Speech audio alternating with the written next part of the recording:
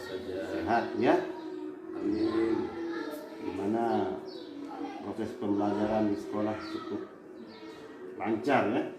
Hari ini. Alhamdulillah lancar. Ya tentu namanya kita sekolah juga kan tentu adanya masalah, kasus-kasus yang ada di sekolah itu sudah lumrah ya. Ya, kalau kasus masalah sudah biasa terjadi di sekolah. Ya. Namun bagaimana kita menyikapi semua itu? Nah, berarti kasus ini sudah dikatakan lumrah di sekolah, terus gimana kita mensikapi, bukan di sekolah aja, di lingkungan masyarakat juga itu kasus itu sudah lumrah Pak ya. Iya. Nah, jadi bagaimana Bapak mengidentifikasi kasus-kasus yang ada di sekolah yang merupakan di sini ada dilema etika dan bujukan moral. Iya. Jadi kalau kasus itu seperti apa yang dikatakan tadi, di lingkungan keluarga juga ada kasus. Iya. Lebih-lebih di sekolah juga banyak kasus di sekolah, bermacam-macam kasus. Nah, sekarang bagaimana kita bisa mengidentifikasi kasus tersebut? Tergantung dari kasus itu gimana. Ada kasus yang ringan, ada kasus yang sedang, ada juga kasus yang berat. Bila kasus-kasus yang ringan itu bisa kita selesaikan dengan pribadi atau sendiri. Bila agak berat, kasus itu harus kita rundingkan, rembuk-rembuklah sama rekan-rekan guru. Oh berarti namanya juga kasus kan ada yang berat ringan. Ketika ada kasus mari kita sama-sama menyelesaikannya kan. Kadang ada yang bisa diselesaikan dengan sendiri begitu ya. Terus kaitan dengan itu terus gimana cara Bapak menjalankan pengambilan keputusan ya Pak ya di sekolah Bapak, terutama di kasus-kasus di mana ada dua kepentingan Pak ya. Ada dua kepentingan, maksudnya sama-sama benar. Nah ini benar, ini benar, dan sama-sama mengandung nilai kebajikan. Nah, yang satunya benar, yang satunya benar. Nah, dan dua-duanya mengandung nilai kebajikan. Akhirnya kita gimana cara Bapak mensikapi atau pengambilan keputusan seperti itu? Iya. Ini pertanyaan yang luar biasa. Iya. Yang perlu membutuhkan pemikiran-pemikiran yang sangat sangat tajam. Seperti apa yang dikatakan tadi, dua kasus yang sama, bernilai bernilai baik, nilai kebajikan, sama-sama benar. Ini sangat memerlukan pengetahuan yang begitu tinggi untuk menyelesaikan semua itu. Karena kasus ini sama, ada dua kasus yang sama, bernilai bagus, berkebajikan yang sama. Ini lumayan banget ini, lumayan cerdas banget ini pertanyaan ini, yang lumayan sulit untuk kita jawab. Tapi bagaimanapun suatu kasus seperti apa yang diungkapkan tadi, kasus yang sama, benar-benar. Ya contoh, ini luar biasa, ini pertanyaan yang luar biasa. Contoh di tempat ini, mungkin contohnya dulu yang saya sampaikan. Contohnya dulu yang saya sampaikan. Di dua dusun ini ada dua masjid, kemudian sama-sama membangun keduanya itu. Sama-sama membangun, kasus yang sama membangun. Di dua ini kemudian bernilai kebajikan. Nah sekarang bagaimana kita menyikapi itu? di sana kita harus betul-betul jeli, harus dua-duanya itu bisa terangkul. Bagaimana kita mensikapi semua itu supaya tidak ada yang terabaikan, supaya kedua-duanya bisa berjalan dengan baik. Kalau kita satu yang itu kita ikuti, ini yang lain cemburu. Jadi bagaimanapun yang dua-dua ini harus bisa kita japi, harus bisa kita rangkul supaya keduanya bernilai baik lah. Ya, baik. Seperti apa yang diucapkan itu tadi. Mungkin itu yang dimaksud oleh Bapak, dua kasus yang bernilai baik, keduanya itu bagaimana keduanya tidak bisa kita abaikan yang satu dengan yang lain. Di sana perlu pemikiran yang matang, perlu otak itu betul-betul cerdas untuk bisa memecahkan, bisa menyelesaikan, bisa mengambilkan perusahaan keduanya itu. Di antaranya bisa kita abaikan yang satu dengan yang lain. Tapi kitalah yang bersikap bagaimana supaya keduanya itu baik. Ya. Berarti ketika ada dua kasus yang sama, berarti kita sama memikirkan ya. Sama-sama memikirkan. Yang ini juga penting, yang ini juga penting. Terus langkah-langkah atau prosedur seperti apa yang biasa Bapak lakukan ketika menghadapi dua kasus yang sama seperti tadi? Langkah-langkah apa dalam yang sering dipakai? Ya, kalau kaitannya kan yang tadi kaitannya tadi ada dua kasus yang sama lainnya sama baik itu. Yang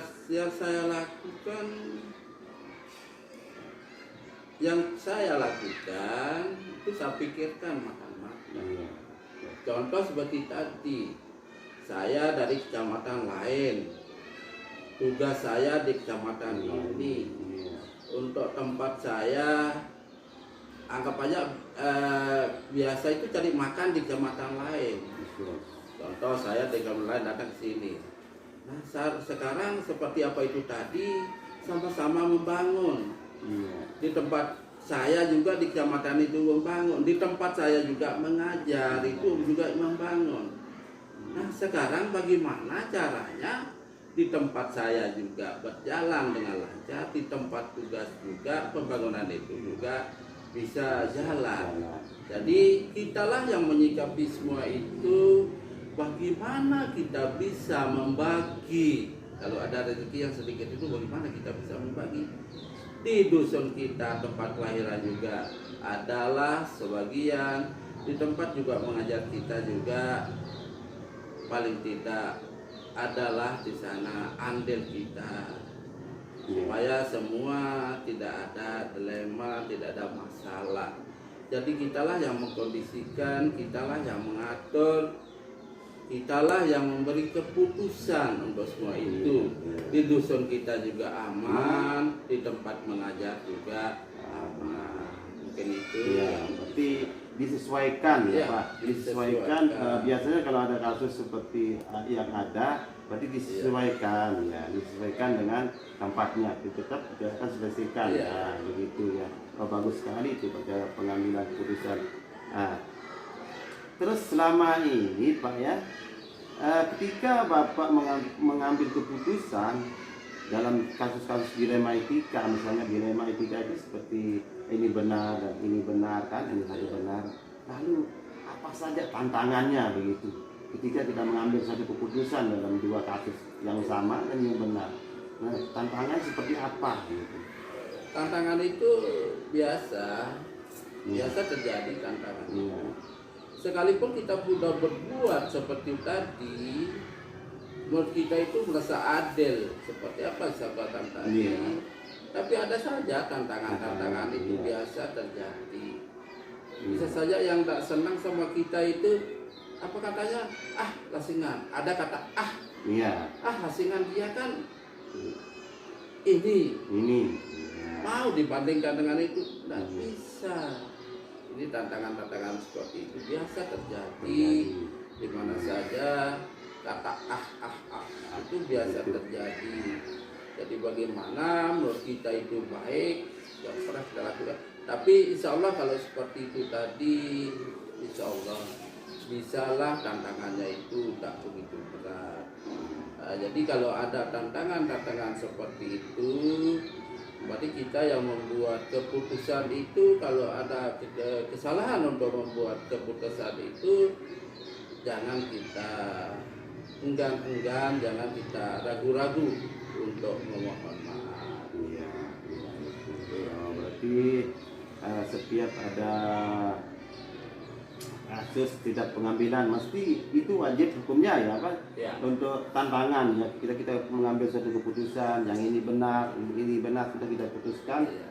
tetap saja ada tantangan. Tapi tantangan itu kita hadapi dengan lapang dada. Nah itu sudah lumrah gitu ya. Yang paling penting tambah lagi dengan sabar. Ya. Keputusan itu kurang bisa diterima oleh sekelompok. Iya, bagus sekali Pak, itu jalannya sekali. Nah, sekarang ketika ada kasus di sekolah, misalnya di sekolah, ya yang terjadi ketika di dalam etika, apakah Bapak menjadwalkan kasus itu diselesaikan atau menyelesaikan langsung atau membuat agenda-agenda dulu ketika ada kasus misalnya? Yang bisa ditanya gitu. Seperti apa yang saya katakan tadi, kasus ini beraneka ragam. Iya.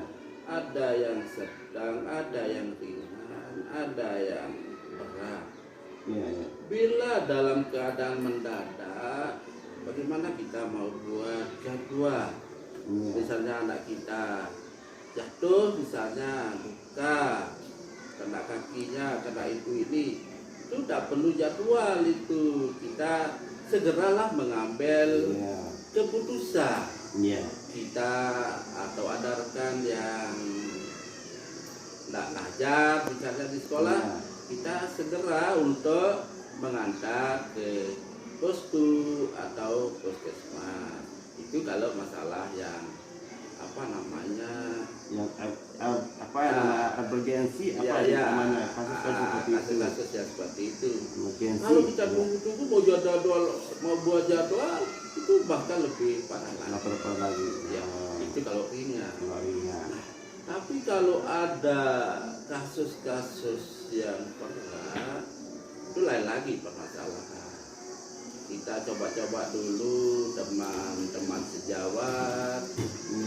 Kalau tidak bisa dulu kita cari ada yang namanya komite, atau kita cari minta pendapat lah kepada tokoh-tokoh yang ada di tempat kita mengajar itu atau di lingkungan itu, atau ada tokoh-tokoh yang didengar di sana. Kalau itu masalah itu berat, kasusnya berat. Contoh kayak di sekolah kita, bahkan kita juga bisa mengundang Pak Kepala Desa, Pak Polmas dan sebagainya untuk menyelesaikan suatu masalah. Tergantung dari besar kecilnya permasalahan itu. Berarti ketika ada kasus yang terjadi, ada yang bisa kita selesaikan secara langsung, dan ada juga yang kita agendakan, tergantung tingkat kasusnya. Ya, bagus sekali itu. Tingkat kasusnya. Nah, seperti penyampaian Bapak tadi, ini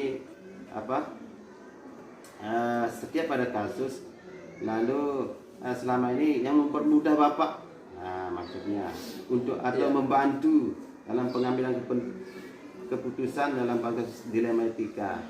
Adakah siapa saja yang yang selama ini mempermudah atau membantu Bapak dalam pengambilan keputusan dalam kasus-kasus dilema etika? Jadi selama ini di mana saya berpijak, bukan di tempat ini saja, baik di masyarakat atau di sekolah, mesti ada juga teman sejawat di sana. Bila ada kasus atau bila ada masalah, mesti kita sebelum kita ngambil, ya kalau yang agak berat lah itu, kalau yang ringan-ringan itu tadi kita tidak boleh itu harus cepat tanggap. Kalau ada yang seperti apa yang bilang tadi, yang penting-penting lah begitu, kayak apa kecelakaan, nanti diurus dulu. Tapi kalau ada hal-hal yang berat, kita mesti kita tanya dulu, kita ngomong dulu sama rekan sejawat atau rekan yang bisa kita saling memahami permasalahan. Nah, jadi ada kalanya untuk mengambil keputusan itu kita ya ada teman juga, ya kita minta dulu pendapatnya. Ya, kalau pendapat kita, pendapat saya dipadukan dengan pendapat teman itu, maka kita itu sangat sangat pede untuk mengambil suatu kebijakan. Kalau kasusnya yang beda-beda seperti apa yang saya katakan tadi. Nah, kalau kita tanya sudah 2-3 orang rekan-rekan yang bisa membantu kita, menurut saya itu sangat pas, sangat pede kita mengambil suatu keputusan. Itu menurut saya. Ya, jadi alangkah indahnya pendapat itu kita sampaikan pada teman, kemudian juga pendapat kita diiyakan, disetujukan, pendapatnya dia sama dengan pendapatnya saya, itu sangat pede saya mengambil suatu keputusan itu.